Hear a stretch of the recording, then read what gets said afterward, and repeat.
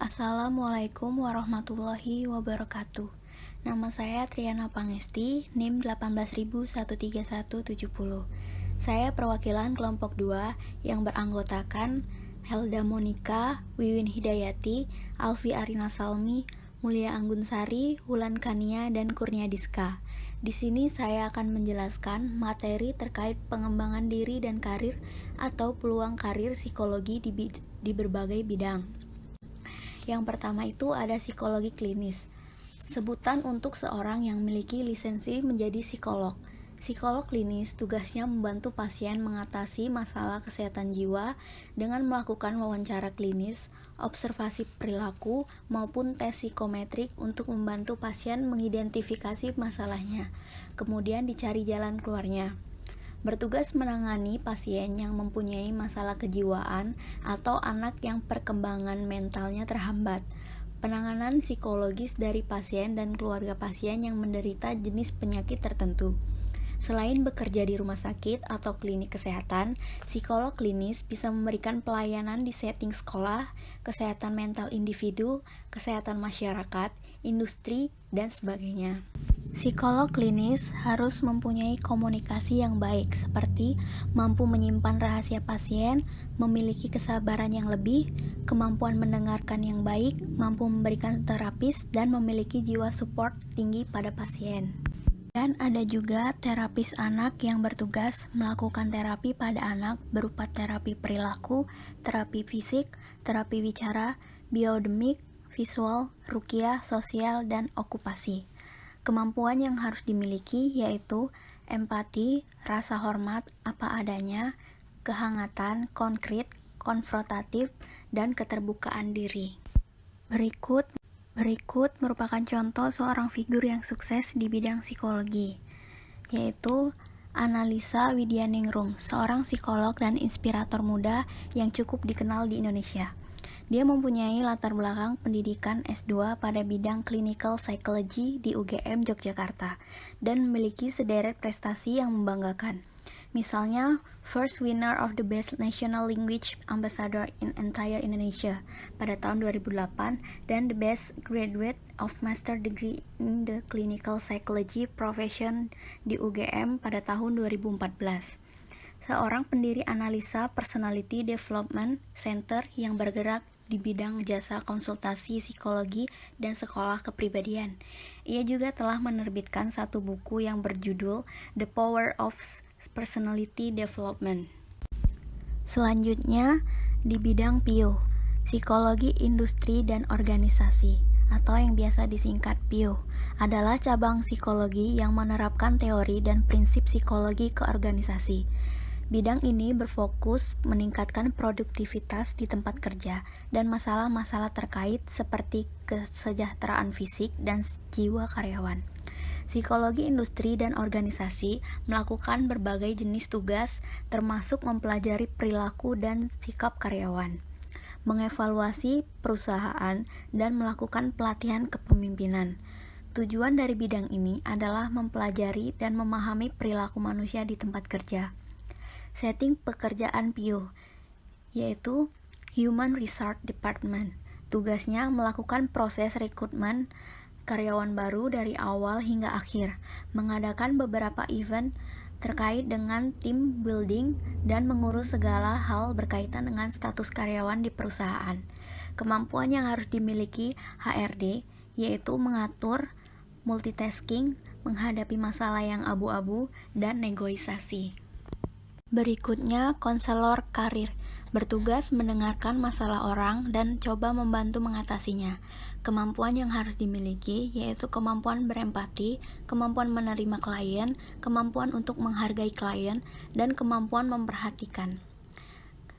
Selanjutnya yaitu manajemen trainee, bertugas untuk mencari potensi terbaik yang dimiliki seseorang, menempatkan para kandidat di beberapa posisi untuk batas waktu tertentu. Kemampuan yang harus dimiliki yaitu interpersonal skills, diplomasi, kecerdasan emosi, fleksibel, percaya diri, dan persuasif. Kemudian, General Affairs, bertugas menjalankan operasional sebuah perusahaan seperti pembelian peralatan kantor, serta sedikit banyak membantu divisi HRD. Kemudian kemampuan yang harus dimiliki yaitu jujur, teliti, dan problem solving. Kemudian ada headhunter yang bertugas membantu perusahaan buat mendapatkan kandidat yang layak dipekerjakan. Kemampuan yang harus dimiliki yaitu memiliki keterampilan sales, mampu melakukan analisis, dan memahami teknologi. Kemudian, learning and development bertugas menemukan metode yang tepat agar produktivitas karyawan meningkat dari sisi internal.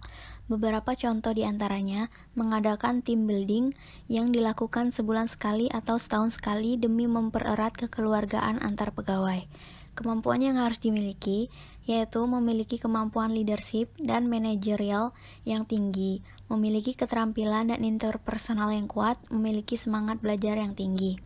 Dan yang terakhir, konsultan SDM, membantu memberi saran maupun solusi kepada korporasi yang baru, mau membuka bisnisnya maupun yang sudah berjalan. Kemampuan yang harus dimiliki yaitu memahami hukum ketenagakerjaan, memahami bisnis perusahaan, dan memahami teknologi yang dibutuhkan. Berikut contoh seorang figur di bidang psikologi industri dan organisasi, yaitu Gutyana Indrasmita SCMM, adalah seorang yang memfokuskan dirinya untuk membahas dunia pengembangan SDM. Indra sekarang adalah seorang profesional pengembangan organisasi atau HR di PT Jakarta Propertindo, sebuah perusahaan BUMD milik Pemprov DKI Jakarta, sebagai partner dalam membangun properti, utilitas, dan infrastruktur Jakarta. Selanjutnya di bidang pendidikan, psikologi pendidikan mempelajari tentang hal-hal yang membantu atau menghambat proses mengajar di sekolah. Misalnya persepsi murid kepada guru, di mana persepsi ini dapat membantu atau menghalangi murid dalam menerima materi yang diajarkan.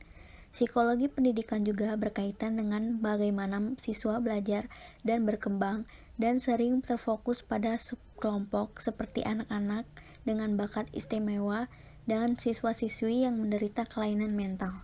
Setting pekerjaan psikologi pendidikan bisa menjadi seorang dosen atau bisa juga mengajar anak-anak yang membutuhkan perhatian khusus, staf konsultan dalam bidang psikologi motivator. Kemudian seperti guru bimbingan konseling atau BK. Tugasnya memberi pembinaan, bimbingan, hingga bantuan kepada siswa yang menghadapi masalah. Dengan adanya bantuan dari guru BK, para siswa terhindar dari tekanan psikologis. Kemampuan yang harus dimiliki yaitu bersikap ramah, bersikap berwibawa, dan menjadi pendengar yang baik. Tugasnya selain bisa mengajar, kamu juga dapat menyalurkan hobi menulis ketika menjadi dosen, dengan menerbitkan jurnal atau buku sambil bekerja. Kemampuan yang harus dimiliki yaitu kompetensi pedagogik. Kompetensi pedagogik merupakan kemampuan dosen dalam mengelola peserta didik atau mahasiswa. Orang figur di bidang pendidikan, yaitu Dr. Rosmini atau biasa dipanggil Romi, merupakan staf pengajar aktif di bagian psikologi pendidikan. Sekarang beliau juga menjabat sebagai Ketua Program Studi Terapan Fakultas Psikologi Universitas Indonesia. Beliau juga aktif sebagai pemilik ISSA Consulting yang bergerak di bidang pelayanan psikologi organisasi dan pendidikan, serta beberapa buku yang berkaitan dengan multiple intelligence. Selanjutnya, bidang sosial. Psikolog sosial bertugas yaitu berfokus pada perilaku dari kelompok untuk menyelidiki fenomena seperti interaksi dan teori pertukaran sosial pada tingkat mikro, dinamika kelompok, perkembangan kelompok, dan psikologi himpunan pada tingkat makroskopik. Kemampuan yang diperlukan yaitu memahami unsur kehidupan sosial, memahami isu praktis dan teoritis mengenai keterampilan setiap terapi psikologi. Contoh seorang figur di bidang sosial, yaitu Profesor Dr. Sarlito Wirawan Sarwono adalah guru besar psikologi yang mendalami bidang psikologi sosial.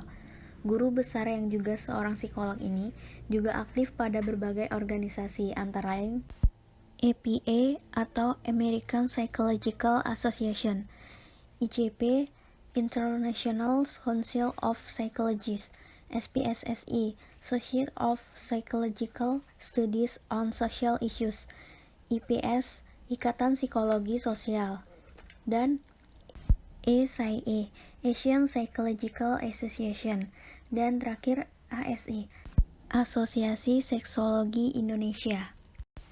Dan yang terakhir di bidang perkembangan, psikolog perkembangan bertugas menyelidiki pertumbuhan manusia semenjak lahir sampai menjadi dewasa.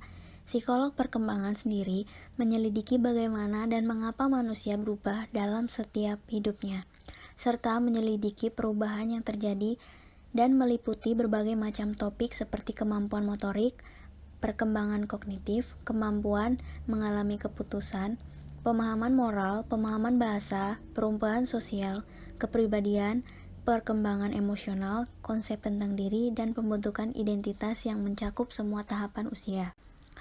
Contoh seorang figur dalam bidang perkembangan yaitu Dr. Seto Mulyadi SC MSI adalah seorang psikolog anak dan pembawa acara televisi untuk anak-anak bersama dengan Henny Purwonegoro. Pria yang akrab disapa Kak Seto ini juga menjabat sebagai Komisi Nasional Perlindungan Anak. Seto Mulyadi memiliki seorang saudara kembar laki-laki bernama Kresno Mulyadi yang adalah seorang psikiater anak di Surabaya. Kemudian psikologi di semua bidang.